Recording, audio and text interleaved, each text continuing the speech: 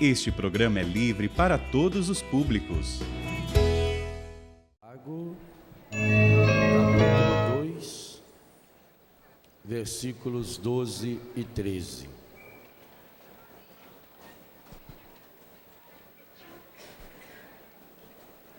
Abra sua Bíblia na carta de São Tiago.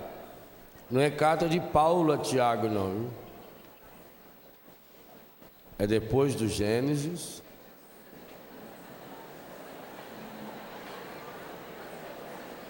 Capítulo 2.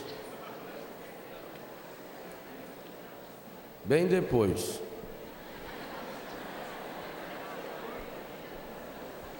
Falai e procedei, pois, como pessoas que vão ser julgadas pela lei da liberdade. Vamos repetir? Falai e procedei, pois, como pessoas que vão ser julgadas pela lei da liberdade. Falai e procedei, pois, como pessoas que vão ser julgadas pela lei da... Que lei será essa? Liberdade não é eu fazer o que eu quiser. Existe uma lei nessa liberdade. O que será essa lei? Pensai bem. 2 pontos. O julgamento vai ser sem misericórdia para quem não praticou a misericórdia. A misericórdia, porém, triunfa sobre o julgamento. Agora eu vou ler os 2 versículos juntos.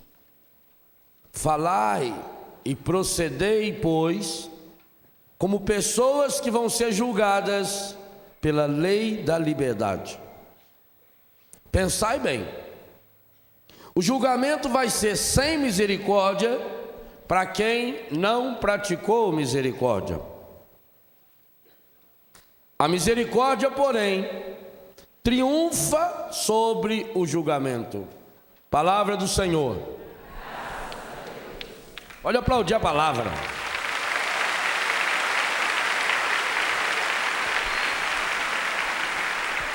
Falai e procedei.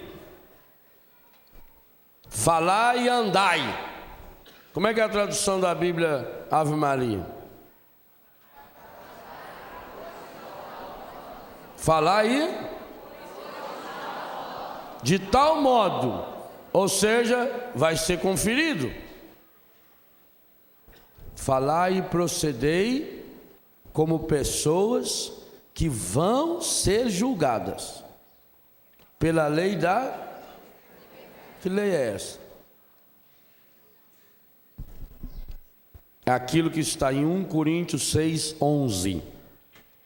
Um versículo antes do tema do acampamento.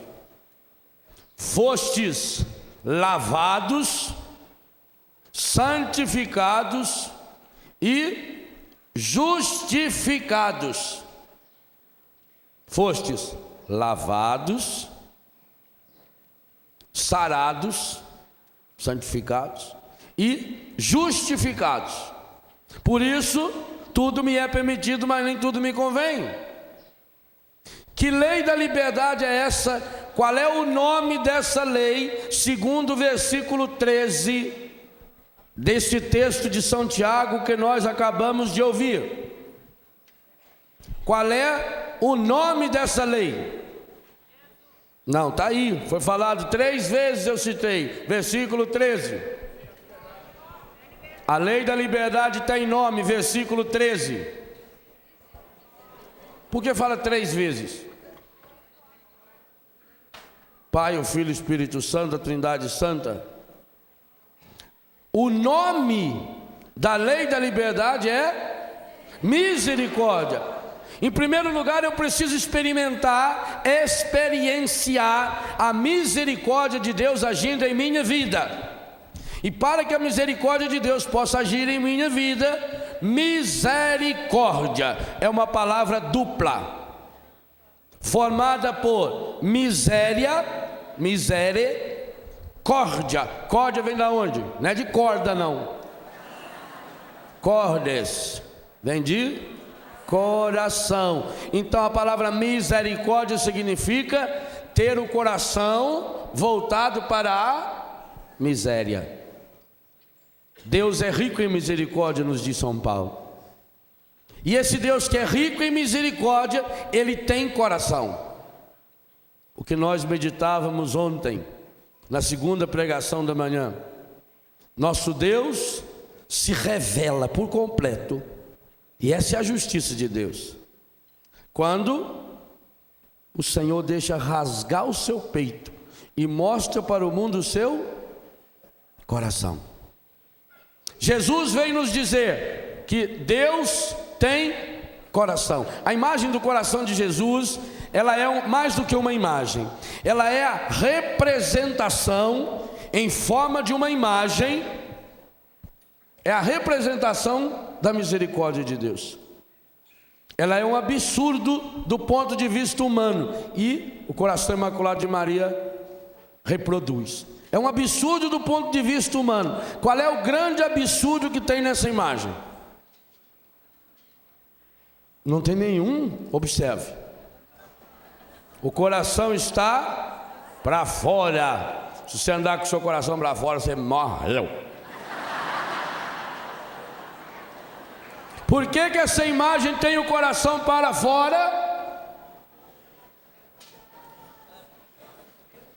Essa é a grande representação de Deus. Jesus veio nos ensinar, primeiro, Deus tem coração. Segundo, o coração de Deus está contínuo e constantemente voltado para cada um de nós. Jesus, o Verbo de Deus, se fez carne. A segunda pessoa da Santíssima Trindade saiu de dentro da Trindade. Por isso que o coração está para fora. Jesus saiu de dentro da Trindade. Não, embora fosse Deus, Filipenses 2, não se apegou a essa sua condição, fez-se homem. Para Jesus fazer-se homem, ele saiu de dentro da Trindade. Isso é um absurdo dos absurdos. Por isso que essa imagem é um absurdo. Ele saiu de dentro de Deus, ele virou homem, e como homem humano até a morte de cruz. Outro absurdo? Filosoficamente falando, isso aí é mentira, ou a definição de Deus é mentira. Quando eu fui no catecismo e aprendi quem era Deus, eu quase morri de medo. Vocês imaginam, eu lá no Biguá, mais bobo não tinha. Nós crianças era bobo para valer.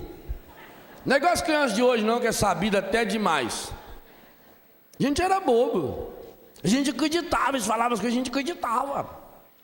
A gente achava que o mundo acabava no morro. Olhava para lá e falava assim: nossa, se eu subir lá, eu ponho a mão no céu.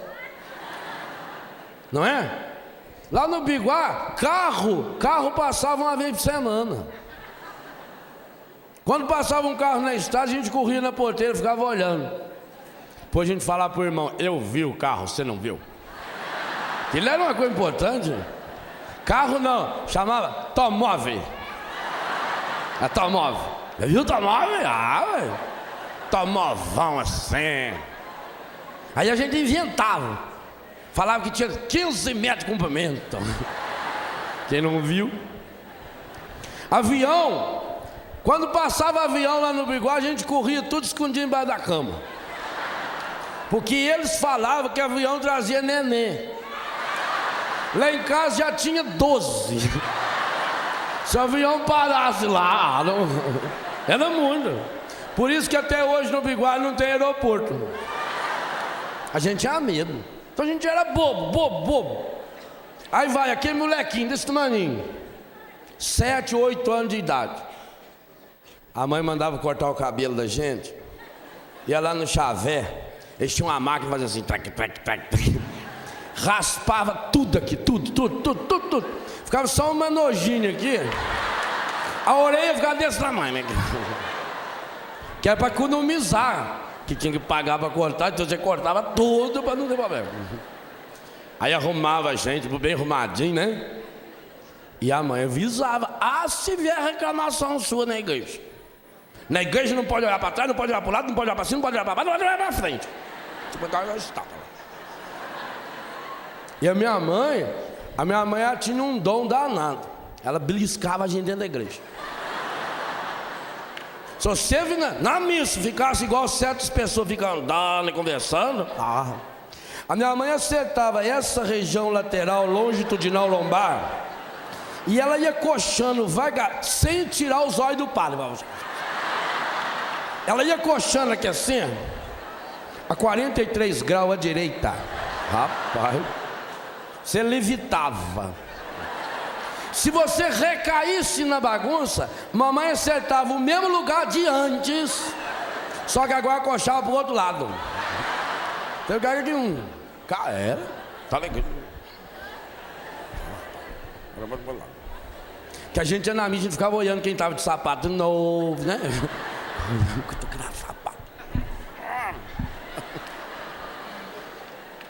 Toma, olha aqui. Se houver reclamação sua, porque a criança que não fizesse primeira comunhão ia para o inferno em vida. E eu não queria ir para o inferno, tá louco? Uma vez eu queimei a ponta do meu dedo, já sofri uma semana. Imagina eu queimar o resto da eternidade, queima e não acaba ainda, tá louco? Eu não quero não, eu não quero ir para o inferno de jeito nenhum. Então fomos no catecismo, chegaram lá uns 40, né, tudo lá. Tudo orelhudo lá, olhando pra frente. Professor andando lá para frente, para lá, para cá, para lá. Falou: hoje é a primeira aula do catecismo. Minhas aulas é muito simples. Eu falo, vocês escutam.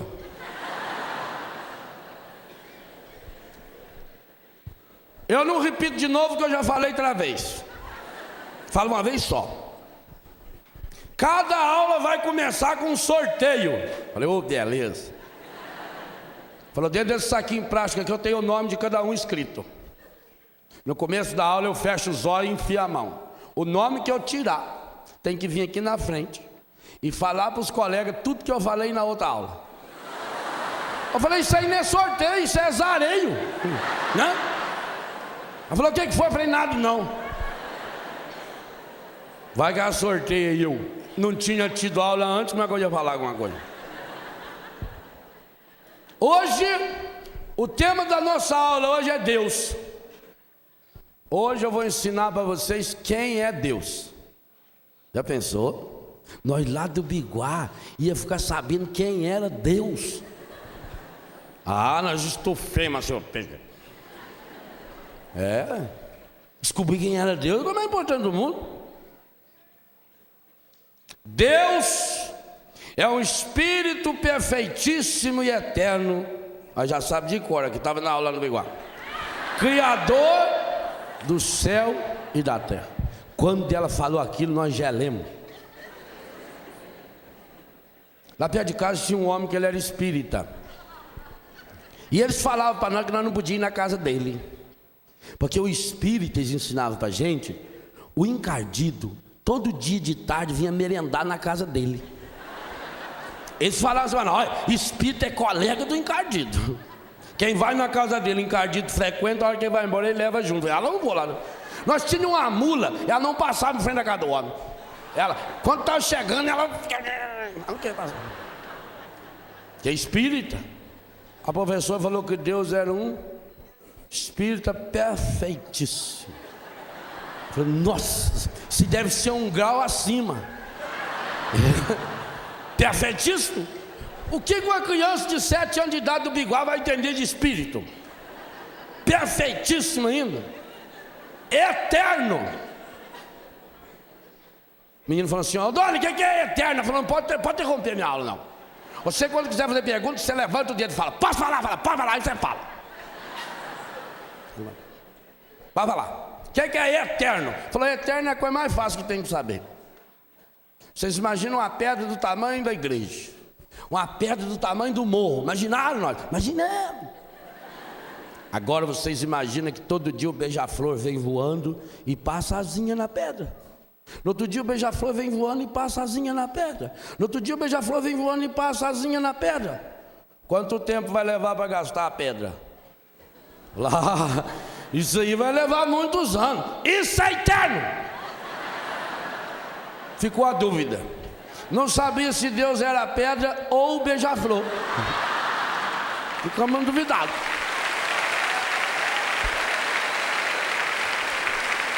Resumidamente, nós fomos para casa, rezando o terço, pedindo a Nossa Senhora para Deus não aparecer na nossa frente.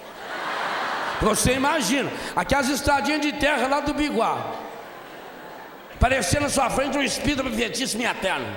Tá louco? O que a gente entende de Deus? A filosofia diz que Deus é um espírito. Se é espírito, está no ar, não vê.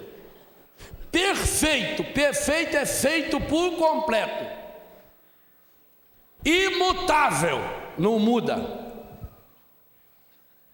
Princípio sem princípio.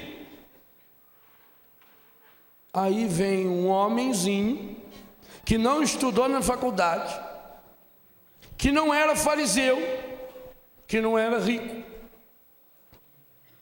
que quando a mãe se casou, ela já estava grávida, que vivia num lugarejo de Nazaré. Pode vir alguma coisa que presta? Um homenzinho que andava com gente que não valia nada, pescadores que fediam peixe. Mateus era um ladrão. As mulheres que o seguiam, algumas tinham sido prostitutas de altíssimo nível. 2 delas, ele chegou a expulsar 7 demônios. Significa completamente perdida. Aí vem esse homenzinho, que comia e bebia com os pecadores, que frequentava a casa de pobre e de rico com a mesma liberdade. Quando ele ia na casa de um rico, ele não mudava, não trocava de roupa, não falava difícil. Convidava, ele estava indo. Ia até sem convidar. Zaqueu, desce daí que eu vou ficar na sua casa hoje. Se oferecia. Ficava hospedado em Betânia, casa de leproso. Ninguém podia ficar perto dos leprosos. Tanto que os leprosos tinham uma colônia, uma cidadezinha à parte. E se um leproso estivesse andando pela rua, pela estrada, e viesse alguém na direção contrária, ele tinha que gritar de longe: eu sou leproso, ou senão bater um sininho para ninguém chegar perto dele. Esse homem dormia na casa de leproso. Vocês imaginam o que significava Jesus em Betânia? Betânia é um lugarejo grudado com Jerusalém. É um biguazinho de lá, uma colônia de leprosos. O que separava Betânia de Jerusalém era o cemitério. E eu tenho suspeitas de que Jesus atravessava pelo cemitério, porque se ele descia sempre no lugar da agonia, onde tem a Basílica da Agonia, a direção dá certinho o cemitério. Portanto, vocês imaginam o que significava esse homem dormir naquela casa. Imagina os comentários. Naquela casa morava Marta, que provavelmente era casado com Simão, que era leproso. João capítulo 12. Morava Lázaro, que era leproso, uma lepra já em estado bastante avançado, tanto que em consequência dela ele morreu. João capítulo 11. E morava uma mulher chamada Maria, que era prostituta de leprosos. João capítulo 12. E ele dormia na casa desse trio. Diga-me com quem andas.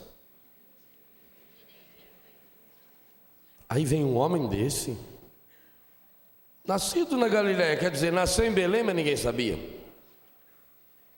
Já foi uma criança problemática. O pai e a mãe já tiveram que fugir para o Egito, voltaram, não puderam ficar terra da família, teve que ir para a família da mãe, não pôde ir para a terra da família do pai, onde o pai estava já estabelecido.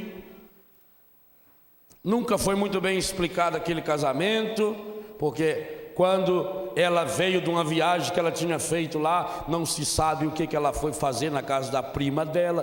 Quem sabe a prima estava cobertando também. Foi por obra do Espírito Santo. Nós sabemos, mas muitos de nós nem acreditamos nisso. Porque se a gente acreditasse que o Espírito Santo fecundou Jesus e Maria, a gente acreditaria também que ele pode mudar a nossa vida hoje. Isso é acreditar. Quem é esse homem? O João ninguém. Aí esse homem vem e fala que ele é Filho de Deus, e revela um rosto de Deus absurdo, um Deus que tem coração para fora, um Deus que ama tanto, que faz o seu coração sair do seu peito rasgado numa cruz, mesmo quando estava preso na cruz, coroa de espinho, mãos, pés fincados, ainda assim achou um jeito de deixar explodir aquele corpo humano e sair dali um coração, para dizer: Deus tem coração. E Deus tem o coração voltado para você. Você vive na miséria? Louvado seja Deus. Salmo 129, 130. Das profundezas o Senhor me arrancou, e eu pude experimentar copiosa redenção. Uma redenção que não se acaba, uma fonte que jorra o tempo todo de vida. Primeiro passo da misericórdia é eu me colocar diante da cruz do Senhor e acolher esse sangue e essa água que lava, que santifica, que justifica. No sangue do Senhor fostes lavados, santificados, justificados. Lavados, perdoados de todos os pecados. O que é lavar? Lavar é pegar uma coisa suja e transformá-la em limpa. Você foi lavado no sangue de Jesus. Você foi banhada na água viva do sangue de Jesus. No sangue e na água que fluíram do coração. Desse absurdo que é Deus, pôr o seu coração para fora, para fazer chegar até a cada um de nós a sua misericórdia. Mas não fosse só lavado, fosse santificado. O que é que significa isso? Por nós mesmos, pela nossa força e pelo nosso esforço, pela nossa busca, pela nossa capacidade, não teríamos condições de nos santificarmos. Mas fomos santificados. Santificado significa sarado. Tem aí uma pregação que eu fiz em algum acampamento aqui, jovens sarados. É isso, santificados, sem essas sujeiras. Fostes lavados, sarados, justificados. O que é justificado? Não é dar justificativa. Você não precisa justificar nada. Você não precisa se desculpar. Você assuma a sua culpa e leva para Jesus, porque Ele opera nessas três dimensões da misericórdia. Por isso São Tiago no versículo 13 fala 3 vezes a palavra misericórdia. É essa tripla ação. Podíamos dizer que essa é a ação do Pai, a ação do Filho e a ação do Espírito Santo. Por que São Paulo em 1 Coríntios 6, 11 diz: fostes lavados, fostes santificados, fostes justificados. Fomos lavados no sangue de Jesus, santificados pela ação do Espírito Santo, justificados pela misericórdia do Pai, do Filho e do Espírito que nos acolhe. É o Filho que se coloca em nós, no nosso lugar, e assume do Pai a misericórdia do Pai e faz com que essa misericórdia chegue até cada um de nós pelo banho. Carta de São Paulo a Tito, o banho de regeneração do Espírito Santo. São João capítulo 3, o que nasce da carne é carne, o que nasce do Espírito é Espírito. Se não nascer da água e do Espírito, não vão ver o reino, não tem jeito. Então, se aqueles pecados todos são obstáculos para o reino, o único jeito de eu chegar no reino é ser novamente gerado, regenerado. O pecado vai degenerando, vai corrompendo. O Espírito Santo vem e nos regenera, nos faz nascer de novo. Então eu me torno uma pessoa nova, não pelos meus méritos, mas porque eu fui lavado, santificado e justificado. Na medida em que eu acolho a graça de Deus em mim, então eu preciso tomar duas grandes atitudes, segundo Santiago nos ensina nessa manhã, capítulo 2, versículo 12. Falai e procedei. O que é proceder? É o nosso jeito de viver, é o nosso jeito de andar, é o nosso jeito de se divertir. O mundo tem para nós um monte de permissividades legais. Quantas e quantas coisas que hoje nos são permitidas fazer. O que é permitido? Você vê uma placa escrito permitido estacionar, então eu posso parar. Permitida a entrada, então eu posso entrar. Permissão, eu estou livre. São Paulo nos deu um critério fabuloso nesse acampamento. Tudo pode ser permitido pelo mundo, pela lei, não para nós cristãos. Nós precisamos falar e andar, proceder, caminhar, trabalhar, namorar, dormir, comer, como pessoas que serão julgadas pela lei da liberdade. A liberdade impõe em nós uma lei. Que lei é essa? Se eu sou livre, não posso voltar mais à prisão. Não tem como. O homem foi confessar-se e disse: padre, eu cometi um pecado muito grave. Eu falei mal de uma moça da comunidade. É um mal muito grande, um pecado grave. Eu falei mal dela, inventei umas mentiras dela aí. O padre disse: filho, Deus perdoa você. Mas padre, eu queria uma penitência. Eu vou te dar mesmo, pode ficar sossegado. Você saindo daqui, você compre uma pombinha, sacrifique essa pombinha em honra a Deus, e depois sai caminhando aí pela rodovia fora, e a cada 10 passos você tira uma pena da pombinha e joga para cima. Não olha para trás, joga firme. Só isso, padre. Quando terminar, traga-me a pombinha depenada. Foi 10 passos. Pombinha tem muita pena.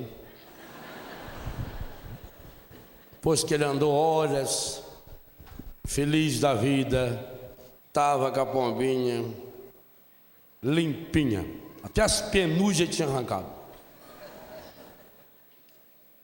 Levou para o padre. A pombinha chegou lá seca, estorricada.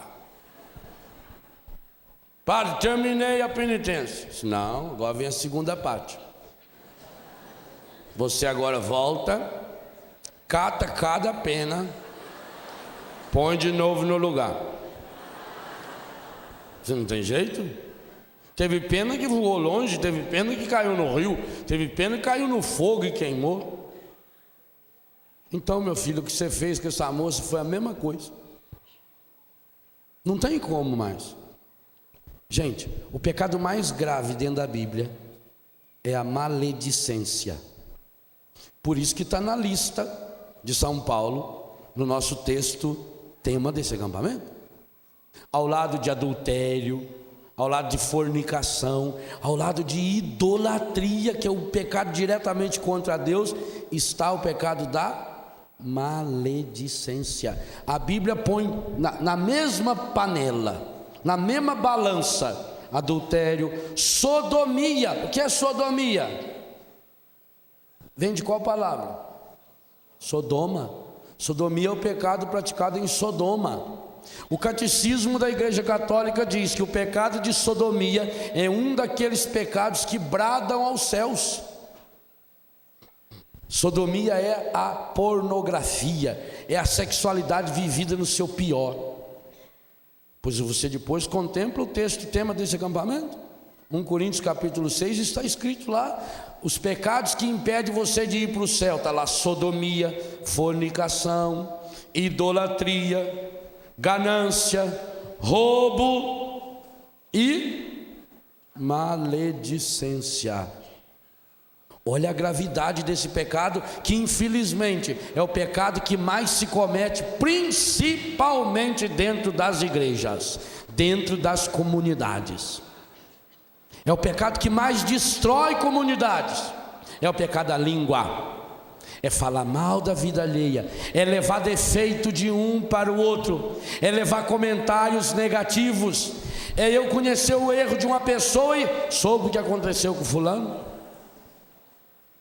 A maledicência é um pecado que não me deixa entrar no céu. Exatamente por isso, falai, inclusive maledicência é falar quando eu não devo. Falai e procedei como pessoas que serão julgadas pela lei da liberdade. A lei da liberdade significa: o Cristo morreu na cruz para que você fosse livre. Você não pode voltar ao pecado. Você não é livre para voltar ao pecado, mesmo que a lei permita. No Brasil hoje, porque nós temos infelizmente um poder legislativo fraco demais. Precisamos ter muito mais deputados daqueles que vieram aqui, e tomara que eles venham aqui não só em ano que tem eleição, em época que tem muita gente em acampamento. Isso é muito fácil ver. É mais fácil que tem. Sabe que tem bastante gente, eu vou de acampamento em acampamento, né? Vai, lá no Rio tem bastante gente, lá em São Paulo tem, eu vou lá. Gravata, chique, vota. Eu quero ver na hora dele ganhar o salário dele. O que ele está fazendo com o salário dele? Não é só dar uma esmolinha, não. Eu quero saber o que o deputado nosso está fazendo com o seu salário. Porque se ele pega o salário dele de 40, 50 mil reais e põe no bolso, ele é ladrão. Se ele não fala abertamente, e falar no acampamento é fácil, mas se ele não for lá na tribuna da Câmara e falar abertamente contra essas leis absurdas que o nosso poder legislativo tem fabricado no Brasil, leis demoníacas, leis do inferno, nós temos que cobrar desse povo. Tudo me é permitido. No Brasil hoje, quantas coisas são permitidas? O aborto no Brasil hoje é permitido por lei. Foi o Fernando Henrique Cardoso, o atual presidente da República, que assinou essa lei. A lei do aborto, feita nos hospitais públicos pelo SUS, portaria assinada pelo senhor ministro José Serra, o mesmo que distribuiu só nesse carnaval 10 milhões de camisinha. O mesmo. E depois vai dizer que é católico? Vai ser católico assim no meio do inferno, rapaz. Isso é a coisa mais fácil que tem. Coisa mais simples. Então pode ser permitido, como é permitido fazer o aborto. Para nós católicos não é. É permitido no Brasil você ir em motel. Você tem mais de 18 anos? Pode ir para o motel. Mulher com mulher, homem com homem. Basta você mostrar a carteirinha, tem 18 anos. É permitido. Você não pode ser preso por isso. Mas para nós católicos não é permitido, porque eu não vou ser julgado pela lei do José Serra, eu não vou ser julgado pela lei do FHC, eu serei julgado pela lei da liberdade, a lei do Cristo na cruz. Essa é a minha lei. Agora no Brasil, a nova lei da droga não vai ser considerado mais crime se você for pego com droga que for para o seu uso. Pode ser permitido usar droga. Para nós católicos não é permitido. Nós não podemos, porque nós seremos julgados pela lei da liberdade. O sexo livre é permitido no Brasil. A roupa é permitido você usar a roupa que quiser.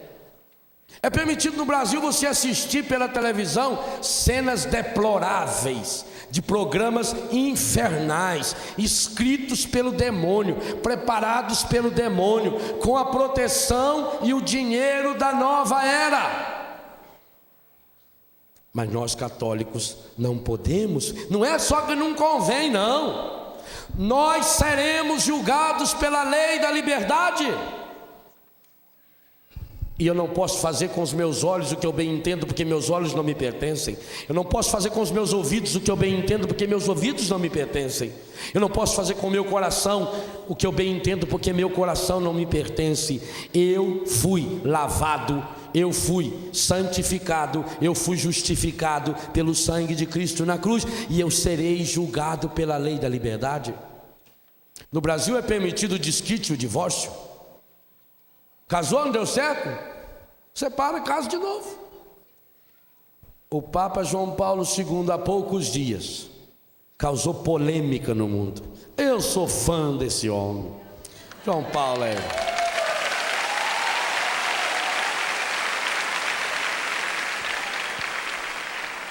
é o homem certo para a igreja, para o mundo.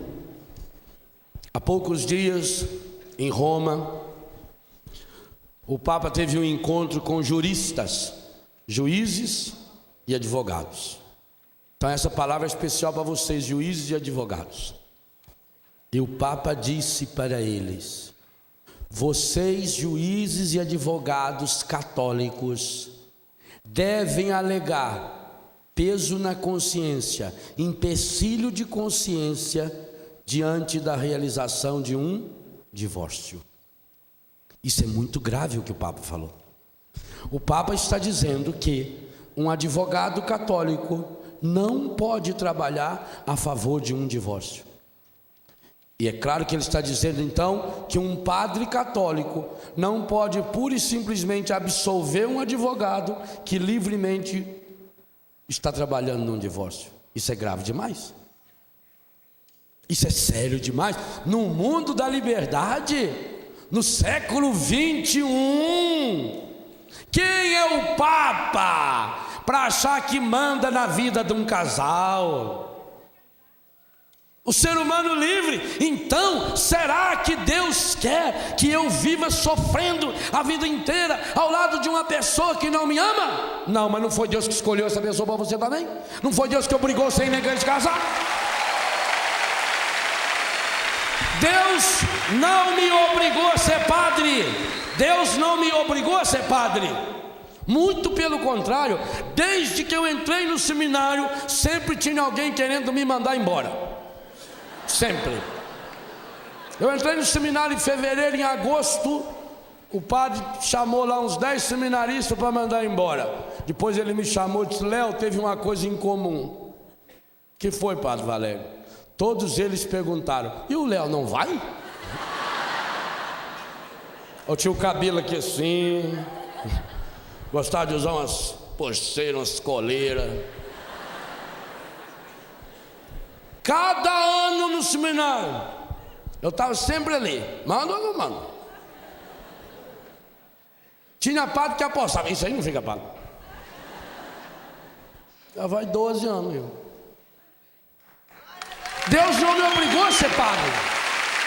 Agora, se eu for um padre de merda, eu serei julgado pela lei da liberdade. Eu não posso ser um padre de merda. Arranca calo e sangue do joelho, mas não seja um padre de merda. Você é casado? Arranca calo do joelho, mas não seja um marido ou uma mulher de merda. Porque você não foi feito para o inferno. E vai para lá. E vai. Porque quem está gravando isso que eu estou falando não são os meninos aqui nas câmeras, não. Não é o Davi que está gravando para depois você levar a pregação, não. Quem está gravando em primeiro lugar o que eu estou falando aqui é Deus. E Ele um dia vai mostrar a fita para mim. Porque quem está gravando aqui, andando para lá para cá também é o Ricardito. Ele tem esses MDzinhos, ele grava tudo. Para depois me acusar. Tá aqui, ó. Olha o que esse padre falou lá. Esse padre falou que não quer ser um padre de merda. Olha lá ele na merda, ó. Vai estar na merda agora.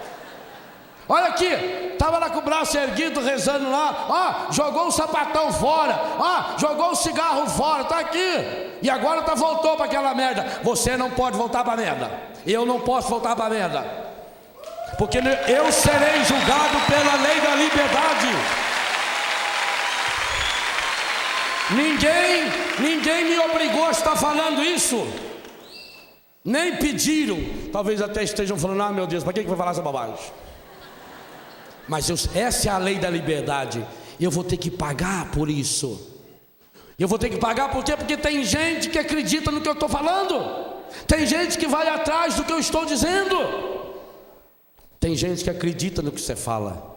Tem gente que vai atrás daquilo que você faz. Essa é a lei da liberdade. Na misericórdia que Deus tem comigo, eu tenho que ter essa consciência: Senhor, eu não sou nada. No meu livro Corações Curados eu falo aquela visão que Deus me deu quando eu era aquele monte de bosta. Eu conto detalhadamente lá. Então, Senhor, olha, eu sendo esse monte de bosta, quanta coisa o Senhor fez na minha vida, Senhor. Como o Senhor fez e faz maravilhas na minha vida, Senhor. Mas agora eu não posso transformar as pessoas à minha volta nesses montes de bosta. Eu não posso. E eu serei julgado pela lei da liberdade. Significa isso? Pode ser permitido. Mais do que isso, pode existir uma lei que me obrigue a fazer alguma coisa. Se ela for contra a lei da liberdade, eu não posso fazer. O cristão não faz as coisas porque é permitido. Há coisas que mesmo sendo permitido e até obrigatória, eu não poderei fazer. Porque tem uma lei maior que me julga, e não é a lei desse mundo. Nesse mundo tudo passa. Imagine esse lugar que você está agora, daqui a 3.000 anos. Não existe nenhuma língua que permaneceu ativa como língua viva depois de 3.000 anos. Todas as línguas faladas no mundo não duraram mais de 3.000 anos. Daqui 3.000 anos, o que vai existir nesse lugar? Daqui 3.000 anos, alguém vai falar do seu nome? Alguém vai saber que você existiu? Há 3.000 anos, há 1.000 anos atrás, há 100 anos atrás, há 50 anos atrás. Agora, nesse momento, o que estão falando sobre você na China?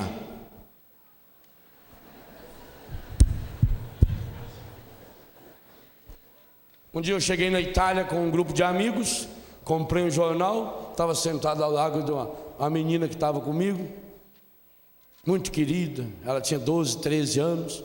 Peguei o jornal, olhei de cabo a rabo, virei para ela e falei: Dani, não fala nada de você aqui no jornal. Nada. Ela falou: ué, quem falou que tinha que falar alguma coisa de mim no jornal?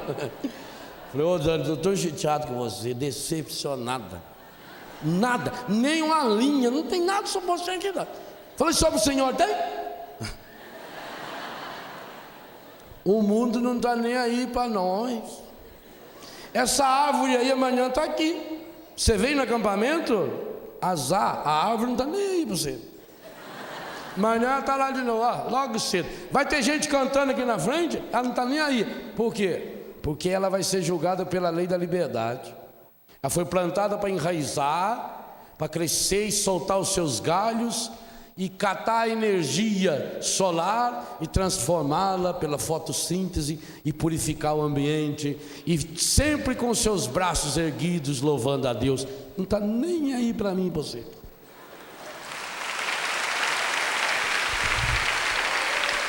O universo não sabe que você existe.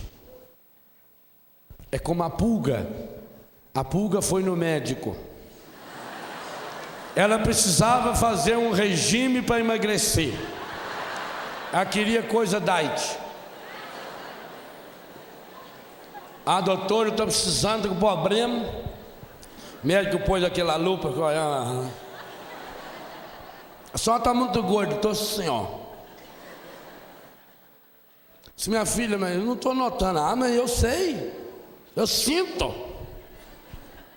Falou: filha, e você teve alguma experiência assim que levou você a ficar preocupada com a sua obesidade mórbida? Falou: outro dia eu fui atravessar uma ponte, a ponte quebrou. Falou: uma ponte? Fio de cabelo? Não! Uma ponte de madeira, grossa, mais grossa que o senhor. No sentido da pulga, grossura, não indelicadeza. Ele falou: a senhora foi atravessar uma ponte? Quer dizer que a hora que a senhora pisou na ponte, a ponte quebrou? Foi. Ah, mas me conta isso direito. Ela falou: bem, eu estava na carona da orelha de um elefante. A hora que ele foi... a senhora estava grudada na orelha de um elefante. Sim, senhor. E aí foi passar, porque a senhora está com excesso de peso. Sei. Para de fazer oração da pulga. Você é insignificante no mundo. Eu sou insignificante no mundo. Deixa de ser besta. O mundo não está nem aí para nós. O sol nasce e se põe. Se você está na praia ou não está, azar. Nós achamos que eu sou isso, eu não sou nada. A única coisa que eu sei que eu tenho valor é porque Deus morreu por mim. Então, meu irmão, minha irmã, você já entregou nesse acampamento o seu passado a Deus. E nós tivemos manifestações e momentos lindos dessa cura de Deus do nosso passado. Você já entregou o seu presente a Deus. E hoje nós estamos sendo convidados a fazer um novo caminho. Eu convido você hoje, nesse último dia de acampamento, entregue o seu futuro a Deus. Não fique preocupado: será que eu vou conseguir viver sem cigarro? Fica sem cigarro hoje. Será que eu vou conseguir viver sem droga? Mas como é que eu vou conseguir viver sem transar com meu namorado, com a minha namorada? Como é que eu vou conseguir viver com esse homem, meu Deus? E se ele demorar para morrer, como é que eu vou fazer? Viva hoje. Quando tiver muito difícil, recorde-se da lei da liberdade. E a lei da liberdade é: o Senhor me libertou. Se o Filho vos libertar, sereis verdadeiramente livres. Então lance o seu coração e a sua vida inteira no coração de Deus. Jogue-se inteiro no coração de Deus. Projete-se inteiro no coração de Deus. Não tenha medo. Não tenha medo de lançar-se em Deus, de jogar-se em Deus, de se acabar em Deus. E para isso, não se preocupe tanto. Faz como aquele mineirinho que estava sentado lá no boteco, sossegado. Essa historinha eu conto no livro Seja Feliz Todos os Dias. Ele sentado lá no banco, sossegado. De repente o dono do bar falou: gente, silêncio, silêncio. Está dando na rádio aqui uma notícia extra. Aí foi aqui silêncio. Aumentou o volume do rádio. Senhoras e senhores, o Ministério da Justiça, com pesar, informa que acabou de espocar a Terceira Guerra Mundial. Foi um alvoroço. O sujeito saiu correndo, foi buscar a mulher dele que está na casa da sogra. O outro foi apartar as vacas, e cada um comentando: você viu falar, mas a guerra, o Bin Laden resolveu se entregar, mas ele foi de avião, deu um problema seríssimo lá para aquele povo, coisa grave mesmo lá. E o homem já soltaram uma bomba, a Rússia e tal, aí todo mundo nervoso. Menos o seu Quinzinho está sentado lá. O dono do bar ficou impressionado. Falou: vai ver que o coitado é surdo. Falou assim: ô seu Quinzinho, ô seu Quinzinho. Eu falei: senhor, seu Quinzinho, o senhor escutou a notícia na rádio? Eu escutei mesmo. Eu ouvi essa conversa, ouvi falar mesmo que parece que espocou a guerra. Eu vi mesmo esse comentário, eu ouvi falar assim: seu Quinzinho, é a guerra, seu Quinzinho. É a Terceira Guerra Mundial, homem. A Segunda Guerra Mundial só de judeu matou 6 milhões. Falei: foi muita gente, foi muita gente. Morreu mesmo. Homem do céu, o senhor está me deixando nervoso. Essa paciência do Senhor me estraga. Nós estamos diante de um problema da humanidade, terceira guerra mundial, e o senhor está... A gravidade absoluta mesmo. Mas o que está me deixando nervoso, Guizinho, não é a guerra. Mas então o que o senhor está nervoso? É o Senhor. Eu? Não estou fazendo nada. Seu Guizinho, é a terceira guerra mundial, seu Guizinho. O senhor já parou para pensar nisso? Ele falou assim, ô moço, põe reparo. Ou a notícia é verdade, ou a notícia é mentira. Então, se a notícia for mentira, eu que não vou me preocupar. Agora, se a notícia for verdade, só pode acontecer duas coisas. Ou o Brasil entra na guerra, ou o Brasil não entra na guerra. Então, se o Brasil não entrar na guerra, eu que não vou me preocupar. Agora, se o Brasil vem mesmo entrar na guerra, só pode acontecer duas coisas. Ou eles chamam o exército de Itajubá, ou eles não chamam o exército de Itajubá.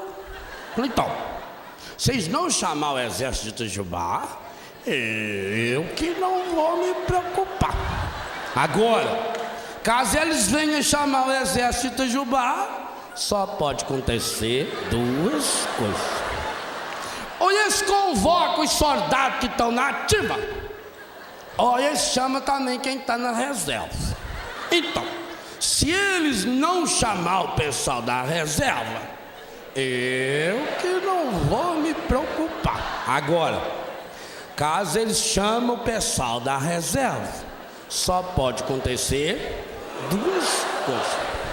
Ou eles convocam eu, eles não convocam eu. Então, se eles não chamar eu que não vou me preocupar. Agora, caso eles venham chamar eu, só pode acontecer duas coisas. Ou eu vou ou eu não vou. Então, se eu não for, eu que não vou me preocupar. Agora, caso eu for, só pode acontecer duas coisas.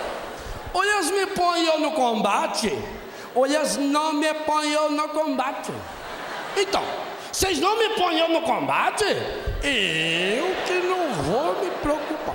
Agora, caso eles me põem eu no combate, só pode acontecer. Ou eles me põem eu mais para frente, ou eles me põem eu mais para trás. Então, vocês me põem eu mais para trás, eu que não vou me preocupar. Agora, caso eles me põem eu mais para frente, só pode acontecer duas coisas. Ou eu sou ferido ou eu não sou ferido. Então, se eu não for ferido, eu que não vou me preocupar. Agora, caso eu venha mesmo ser ferido, só pode acontecer duas coisas. Ou sou ferido grave ou sou ferido leve. Então, se eu for ferido leve, eu que não vou me preocupar. Agora, caso eu venha mesmo a ser ferido grave, só pode acontecer duas coisas. Ou eu morro ou eu não morro.